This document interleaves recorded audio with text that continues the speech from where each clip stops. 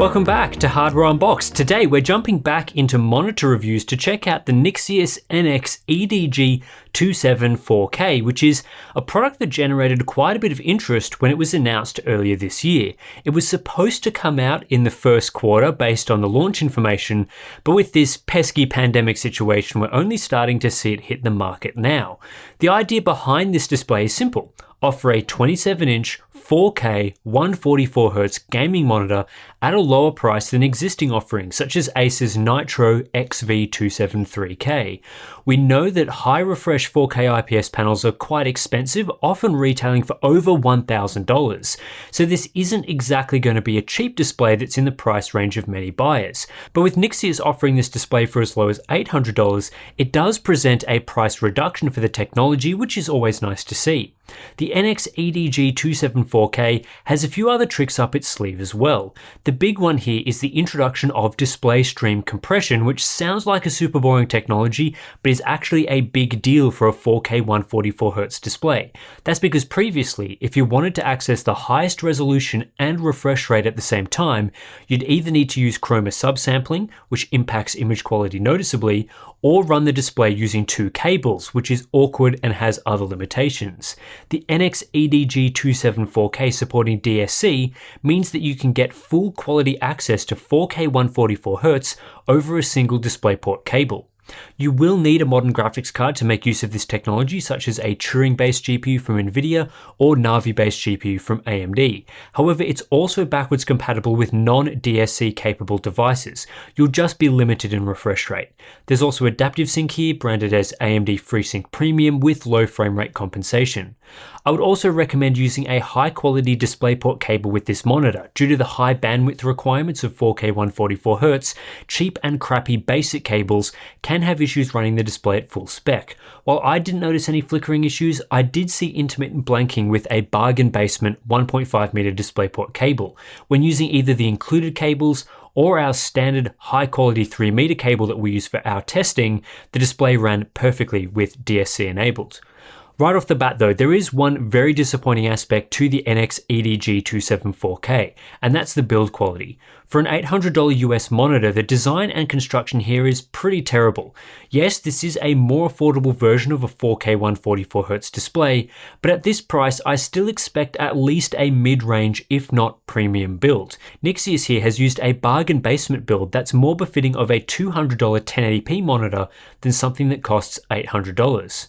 The main display assembly uses cheap, crappy plastic, and while it's not the chunkiest monitor of all time, the visible seams and inset display panels scream budget price tag. Worst of all is the stand, which is terrible. Again, the entire outer surface is cheap plastic and it does not feel sturdy to operate. Height adjustment is difficult, clunky, and the mechanism feels awful. The other three directions of movement feel similar, although not quite as bad. It is nice we get a stand with a wide range of motion, but it does not feel well built when being operated. Luckily, we do get VESA mounting support. Nixeus has also failed to include a directional toggle for controlling the on-screen display, instead going with buttons on the bottom right rear of the screen. To make matters worse, Nixeus has included some on-screen indicators as to the position of each button, but they don't actually line up with the real position of the buttons. For example, the left and right arrows shown on the screen are actually above the position of the right and back buttons. The entire order of the buttons is wrong. This is a small failing, but when combined with the poor build quality, it points to a lack of quality control and attention to detail, which again is not up to standard for a premium price monitor. The OSD itself does not contain many gamer features, so if you were expecting cheat crosshairs and that sort of thing, you won't find it here. However, there are plenty of color controls, more than average, and lots of other settings such as controls for DSC and fine-tuned overdrive and color temperature options. We also get on the back two DisplayPort 1.4 ports, both which support DSC, and two HDMI 2.0 ports which can do 4K 60Hz. Decent array of ports, plus there are some crappy built-in speakers if you really need them. While the build quality is far from impressive, what did impress me a lot was the overdrive controls. Nixeus has implemented 128 levels of overdrive, which is the most that I've ever seen. This gives buyers fine control over the overdrive settings, which is especially useful if you know you'll be playing at a certain refresh rate and you want to tune the display for optimal performance at that mode. However, it does make the display testing a bit more difficult. I didn't have the time to go through and test all 128 modes, so I've settled on testing just a fraction for this video.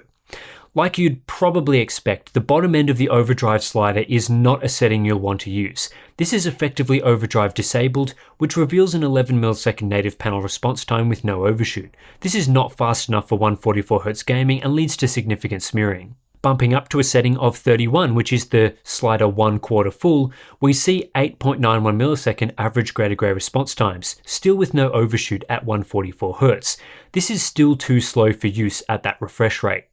At a setting of 63 or halfway, which is the default setting, performance starts to improve to a usable level. We now see a 6.64 millisecond gray-to-gray response time with a negligible amount of overshoot.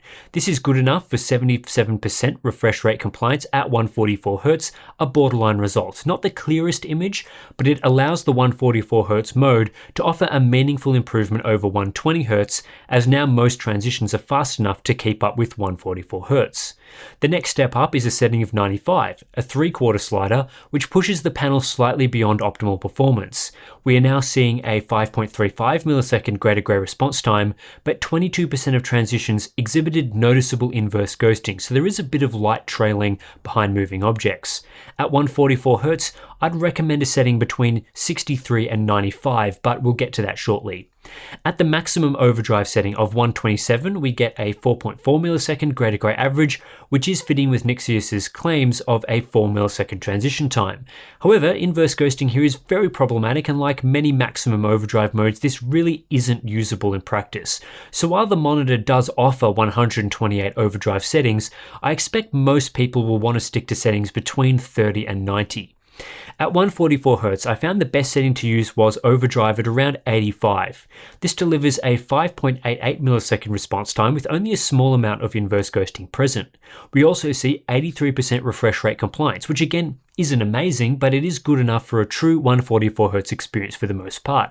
The downside of using this setting is it's only good for gaming at 144Hz. As soon as the refresh rate drops below that, inverse ghosting gets much more severe. If you want to make use of a wider range of refresh rates, I'd recommend just the default setting of 63 for gaming above 100Hz. This gives a respectable 6.5 to 7 millisecond experience with acceptable inverse ghosting. Below 100Hz though, error rates increase, and again, inverse ghosting or bright trails may become problematic. At lower refresh rates, around 60Hz, you'll want to drop the monitor back to a setting of 35. This delivers strong performance at lower refresh rates, but isn't very suitable for higher refreshes, particularly 120Hz and above, where the 8 millisecond response time average is not fast enough to keep up with the demands of that refresh rate. Like a lot of monitors, we're left with an overdrive situation where, despite there being 128 different modes to choose from, none offer an optimal experience across the entire refresh range. There is a lot of potential for tweaking here, but in the end, you'll have to settle on a range of refreshers where you want the best performance at the expense of the rest of the range. That might be a mode around 35 to 40 for 60 to 80Hz gaming. Those that want a good middle to upper end experience should settle on a setting around 60, and those that will be using the 144Hz refresh to its fullest should experiment with a setting around 80. Given the high GPU requirements of 4K high refresh gaming, this could change over time. You might start with more around an optimization for lower refreshes with current hardware, and then you can optimize for higher refreshes with better GPUs down the line. With that said, it would have been nice if the focus when designing the overdrive system was less on giving users over 100 options and more on delivering a great experience with just one mode. In terms of a comparison to other displays, the NX-EDG274K is delivering an average IPS experience, very similar to what IPS panels have delivered over the last few years, in that performance sits in that 5 to 7 millisecond bracket. Alongside the Nixeus option, you'll see other, admittedly 1440p monitors, such as the Gigabyte Aorus FI27Q-P and Asus VG27AQ. What we aren't getting is cutting-edge IPS performance like you get from LG's latest 1 millisecond class technology. So in a sense, this Nixeus monitor is a generation behind. At the same time, next-gen 4K 144Hz panels haven't arrived just yet, and Nixeus is positioning the monitor as a lower cost option at these specs, so average performance is to be expected. Also, as a quick note, what isn't seen here is the Acer XV273K, which is their similarly priced 4K 144Hz monitor from last year. I tested that monitor on an older version of our test suite and found it to be slower than the EDG274K, so in that sense, having so many overdrive modes does benefit the Nixeus option in getting the best out of its panel. Refresh rate compliance is average. 80% is good enough for a true 144Hz experience, but the panel is only just good enough to cope with the demands of this refresh rate. And to achieve this level of performance, we are getting mid-tier error rates, which is fine. At 60Hz, the NX-EDG274K sits in a similar position. It offers around an 8 millisecond response time, which is similar to some other IPS monitors we've tested. With two HDMI 2.0 ports, this could be quite a decent option for console gamers, although you won't get high refresh rate support through HDMI. Input lag is average in keeping with its average response times. Processing delay is low at below 0.5 milliseconds. However, the slower response times compared to the best monitors means that there is still some input to photon latency. As for power consumption, this monitor sits right in the middle of the pack for a 27-inch display, as we'd expect. Next up is color performance. The AU Optronics panel Nixeus has used here is wide gamut capable. We're seeing about 91% coverage of the P3 color space, which is decent and sits between wide gamut VA panels and the best IPS offerings in terms of gamut. At $800, I think most people would expect a wide gamut experience, so it is good to get one here. Factory calibration is excellent for grayscale, delivering a Delta E2000 average of 1.51, which is much better than the average results for a gaming display, more around the 3 mark. ITP performance, a more stringent accuracy metric, is also among the better monitors we've tested, and you can see that from a relatively flat CCT average with a little tint, as well as decent adherence to the sRGB gamma curve. Out of the box, the monitor does come without an sRGB gamut clamp, so by default, sRGB content is oversaturated, and that's why we see high Delta E performance across our saturation and color checker tests. We do get 100% sRGB coverage, but under standard conditions viewing standard content, everything will look more vibrant than it should be. There is an sRGB clamp in the monitor settings through an sRGB mode.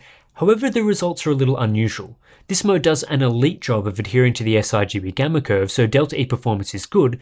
However, for some reason the sRGB mode is worse than the default mode for color temperature, regressing to a 6930K CCT average, which produces a cold tint. While the grayscale options are unlocked in this mode, they don't do anything, so you're kind of stuck with this performance. And that's disappointing because the sRGB mode does a great job of adhering to the sRGB gamut, thus providing strong saturation and color checker performance for the most part. So while you get decent sRGB colors, grayscale performance gets worse and is not correctable in the OSD, which is a typical issue with sRGB modes. Given the strong out-of-the-box grayscale performance, there aren't any other tweaks that can be done in the OSD that improve performance further, outside of using the sRGB mode, which has the downsides I've just been talking about. Here are my recommended OSD settings, but realistically the next step for improving performance is a full calibration. As expected, calibrated results are pretty good. Top-end blue performance is still a tad off, but other than that, smooth sailing here. P3 performance is also good, although as the panel only covers 90% of the gamut, top-end performance in our saturation test is not perfectly accurate. As always, the ICC profile we create for these reviews is available for our Patreon members. Next up, we have brightness, which is typical of a modern gaming monitor with about 380 nits peak. Minimum brightness is also mid-tier, pushing down to just below 50 nits, which is what I like to see and allows for good low-light performance. Contrast ratio is also average and right on what we'd expect from an IPS panel at around 1050:1. Nothing bad, nothing great here, and given there are no VA panels with 4K 144Hz performance at the moment, this is what we are stuck with. Viewing angles I'd also describe as average. Uniformity was solid with my review unit, in line with a high quality IPS panel offering for both white and grey uniformity tests. IPS glow is minimal with my unit and definitely acceptable, although like with all IPS monitors, your experience may vary with a different unit. That said, these AU Optronics panels are pretty good in this regard. Overall, the Nixeus NX-EDG274K can be described as an average monitor in many ways. We're getting average IPS response time performance, good enough for a 4K 144Hz experience, but not groundbreaking. Color performance, contrast, brightness, viewing angles are all average too for the most part. Some aspects like factory calibration for grayscale are above average. Others, like the weird grayscale regression with the sRGB mode, need improvements. And for what is essentially a mid-range 4K 144Hz monitor, average is right about what we expect. Would I have liked to see better performance to make this an outstanding monitor option? Yeah, of course. But am I disappointed in average performance? No, it's fine, and for gamers I think what is on offer here is solid enough, especially with features like DSC removing the glaring flaws of the 4K 144Hz monitors that came before it. My only major complaint here is the design and build quality, which is rubbish for such an expensive monitor. While we may only be getting mid-range performance in its class, we're still talking about an $800 monitor, so including a stand that would be barely acceptable on a $150 display is pretty much not good enough. If performance is your main concern though, there's really not much else majorly wrong with the Nixeus NX-EDG274K, and I think you will be satisfied with the high refresh 4K experience. The fact that it's currently $100 to $200 less than options like the Acer XV273K is quite promising, especially as, design aside, the Nixeus option is better performing. But I'm also hesitant to give it a strong recommendation. LG's 27GN950 is set to hit the market later this year at the same $800 price point, bringing with it their latest IPS technology as well as Display HDR 600 certification. It could be worth waiting to see how that display performs before spending $800 of your hard-earned cash on a monitor. Pricing of course could change over time though, and if the NX-EDG274K settled around $700, I think it would be a great buy. It might also be worth assessing whether a mid-range 4K 144Hz monitor is the right choice for you. While this is a very future-proof resolution and refresh rate, you can also get 1440p 240Hz displays around this price with elite response time performance, something like the Samsung Odyssey G7 comes to mind. For many gamers right now, that might be a better path to go down, but of course it just depends exactly on what you want out of a monitor. That's it for this monitor review. As always, you can support our monitor testing through our Patreon page. Links are in the description below. You'll get access to our ICC profiles, monthly live streams, behind the scenes videos, and Discord chat. So a lot of fun stuff going on in there. As always, you can also subscribe to get more monitor testing in your inbox. Thanks everyone for watching this one to the end, 20% Club, and I'll catch you in the next one.